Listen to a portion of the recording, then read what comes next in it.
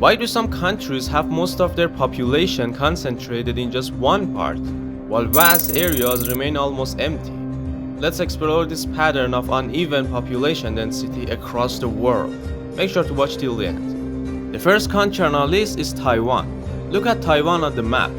Since its biggest enemy is not too far away, you would expect people to live as far as possible from that country on the eastern side. But guess what? Taiwan's population is overwhelmingly concentrated on the western plains, where about 90% of the people live. This is because the west offers flat and fertile land and better infrastructure. The eastern side is mountainous, rugged, and less accessible, limiting settlement and development. Now let's leave Taiwan and go to the next country on our list, Madagascar. In Madagascar, around 74% of its 30 million people live on the eastern coast and central highlands. These areas have a favorable climate, fertile soil, and access to the Indian Ocean for trade. The south and west are drier and less hospitable, so they remain sparsely populated. Now let's go to Europe. The next country on our list is Spain.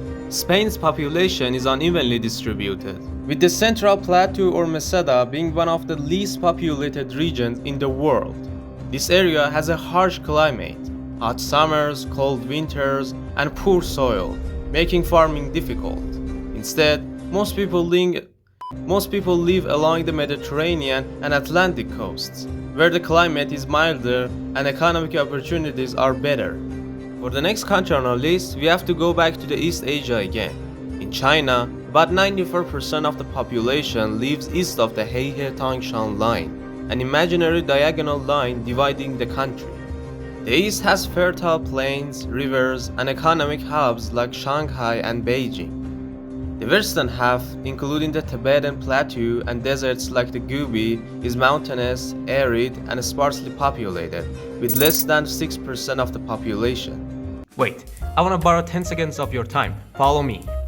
This is my silver play button, which of course is not the real one, but if you enjoyed this video so far, please subscribe to my channel and help me get the real bad boy faster. Thank you so much. Back to the video.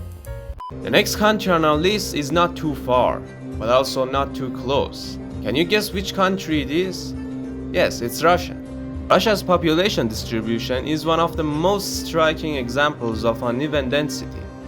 Over 75% of Russia's approximately 146 million people live in the western part of the country, west of the Ural Mountains. The vast expanse of Siberia and the Far East, which makes up about 77% of Russia's territory, are home to less than 25% of the population. These regions are characterized by harsh climate, permafrost, and limited infrastructure, making large-scale settlement difficult. But if somehow Russians could make the entire territory inhabited and match the world average population density, Russia could theoretically support over 1 billion people. Pretty cool, right?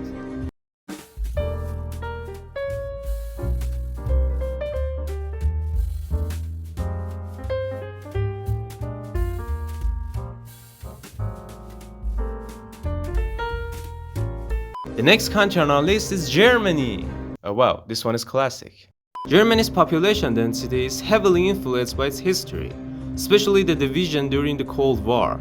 The western part of Germany, former West Germany, is more industrialized and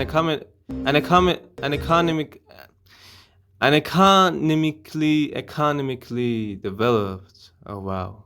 With dense urban areas and infrastructure. In contrast, the eastern part, former East Germany, has a lower population density and less industrial development due to decades of communist rule and slower economic growth after reunification.